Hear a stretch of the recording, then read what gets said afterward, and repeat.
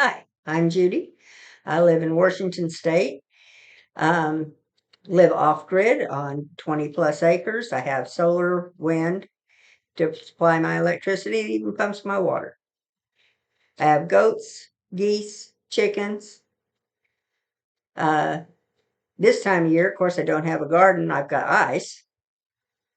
And then the spring, I'll have a nice big garden, and the orchard will come back up, and everything will go into bloom. That'll make me feel much happier. But I thought you might like to know what it's like to live with somebody with dementia.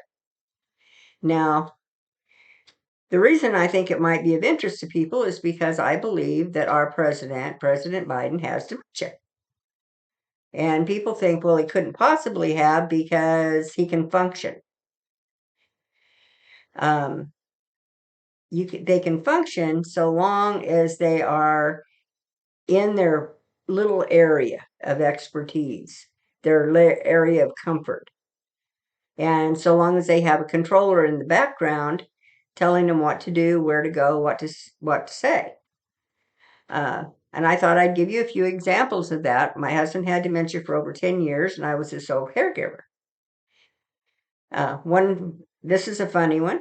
The first time he got away from me and walked off the property, we were both outside working, and he was actually sitting there watching me work. And he got up out of his chair, walked down to the fence line, climbed over a 4-foot stock fence, walked over a 5-acre pasture, downhill covered in rocks and boulders and brush, climbed over another 4-foot stock fence, and went down a fairly steep little grade onto our driveway. No, don't know why he didn't just walk down the driveway. Went down, went onto a dirt road over on the other side of our property. And he's standing there and he's going, "You over there, come over here, back up. You stop." And he's doing all of this directing, and there's nobody there. Nobody. No vehicles, nothing. So I watched him for a little while, went and got the car, went over, said, "Dan, I have to go to town, get in the car, and I'll take you to town." "Well, I'm working." "Okay, well, you can work when we get back." Got in the car. I took him to town, bought him his lunch, and we were gone about 45 minutes to an hour and came back home. And he had forgotten all about the fact that he was directing traffic. Now, there was zero traffic. The only car there was mine. And I had to drive down there to get him. There were no people down there for him to direct. But in his mind, he could see cars. He saw people walking. There was a lot of traffic around him. And you're thinking, well, he must have been a flagger or something. No, he was an electronic technician. He never flagged traffic in his life. No idea where he got this. Popped into his head, and he had to do it. But he could see the traffic. He heard the people that he was talking to. All of that was live for him and real. And like I said, it wasn't there. Nothing was there. I would have never believed that old man could climb over that 4-foot fence twice. But he did. We have a perfectly good driveway. He could have walked down the driveway, but he didn't do that because his mind didn't work to tell him. Common sense says if I want to get from here to there, I take the road. The common sense part's gone. And the why he was going over there, he was going to go direct traffic for all that traffic he could see in his own head that wasn't there. He did that quite a bit. Not directing traffic, that was his only directing traffic. But he liked to, if I turned my back, he was gone. He got out one day and couldn't find him. The dog knew he had left, and the dog was trained to stay with him, but the dog has also been trained not to leave the property. So the dog came back and started carrying on to me, and I went out to find out what was going on. I thought my husband was taking a nap. He had gone out and left. Well, that time he went out, he tore the wiring out of the well, out of the pump, uh, broke broke a couple of solar panels. Um, no idea why. He had no idea why. But I got him back in the house. Had to call my neighbor over to come help me fix the electric back up. But you ask him, he'd say, I didn't do that. Don't know what you're talking about, woman. I'm sorry. He was destruction plus. He went in and tore apart my truck. No particular reason. He just took the fan out and took parts off. Uh, Truck still doesn't run. Never found all the parts. Never. But if you came over and you talked to him, you'd think he was a reasonable person. He could hold a short conversation. He could turn around. You could say, hey, Dan, how's everything going? He'd say, fine. Fine. Yeah, I've got to go out and take care of the cows later. Yeah, I've got a few chores to do, but yeah, everything's going good. How about you? Everything going all right at your house? So he could carry on this little conversation. Person would leave and they'd think Dan's doing good. Dan didn't know who they were, didn't know what he was talking about, didn't remember them by the time they were 10 minutes gone. Yeah, they can work in this just little narrow, and their mind will let them kind of fill in the blanks for little short conversations. And I'm surprised. I suppose with Biden, he's got people literally telling him what his next word is, what he needs to say, where he needs to go, what he needs to have. Um, because he can't find his way off of a stage, for God's sake. So I'm thinking at least as confused, if not more so, than my husband was.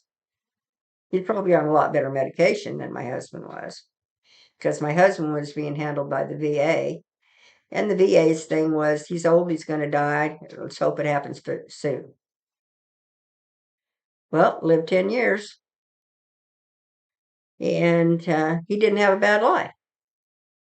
Didn't have a bad life because I took care of him. Gave him 3 meals a day, plus snacks. Got him in the shower. Had to bathe him, got him dressed, got everything done. He didn't, if I wanted to leave, I had to hire somebody to come over and babysit him. And they would think he was doing, oh, Dan had a really good day and we talked all, da da da. And then they would leave and he'd go, don't you let that bitch back into my house. She beat me up all day. I'm going to be covered in bruises. Well, nobody ever beat him up. He was never covered in bruises. So, yeah, people thought he was fine. There wasn't any fine there. Took him to the hospital 3 times. They wouldn't do anything. Now, I knew that he was actually sick, but they wouldn't do the test. They wouldn't do anything to find out if he was sick because he had dementia. Well, he finally died. His heart gave out.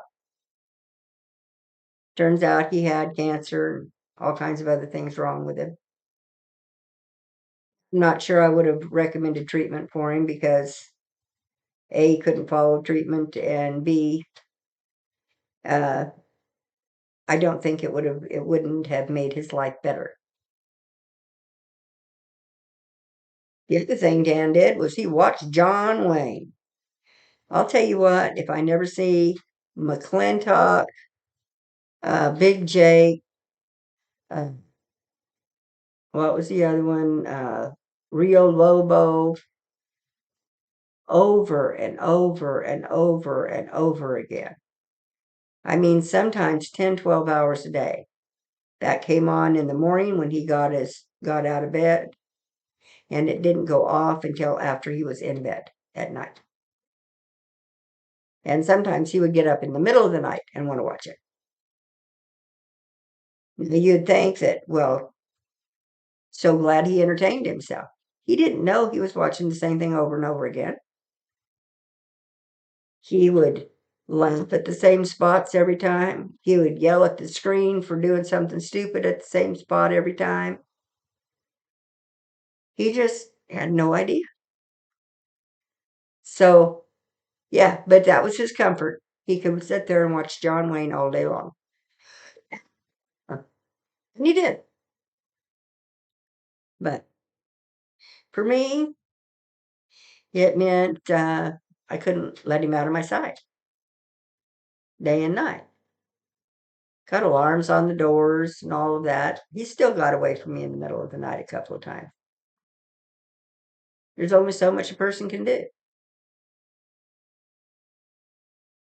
Now, I'm happy that our president has good people to handle him and to take care of him, because a person with dementia needs a lot of care. But he doesn't belong being president of the United States. I don't know who's running our country, but it's not Biden. And God, I hope it's not Kamala Harris, because that woman's dumber than a brick. Might as well be me, because I'm not much smarter than a brick.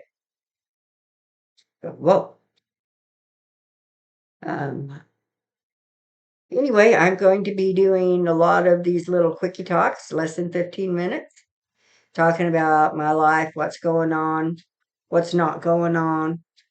Not particularly caring about politics in general. I don't think it did me any good. If it was me, I would just kick all of them out of office and start over. I think we should pass a couple of laws. One is they should not have more than 2 terms, period. 2 terms. That's it. And they should not have more in the bank than they earned when they were in Congress.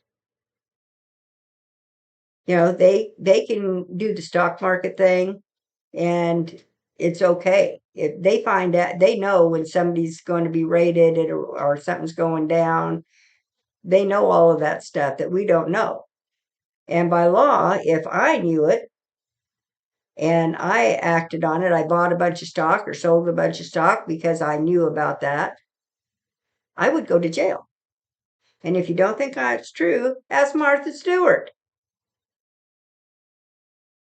We're not allowed to do it. But guess what? It is okay for Congress, Senate, I suppose the president, to do all of that. And they have advance notice on everything. That's why they leave office as millionaires and some of them billionaires. So I think that they should not be allowed to have any more money than their paychecks. They should have to leave with just 2 terms. And that way, maybe we could get something done, like a budget. Well, my 15 minutes is almost up. So I'm thanking you very, very much. I'm Judy. I live in Washington State. I'm old. I'm a little ornery, but I'd like you for my friend. So thank you ever so much, and you have yourself a wonderful evening. Bye-bye.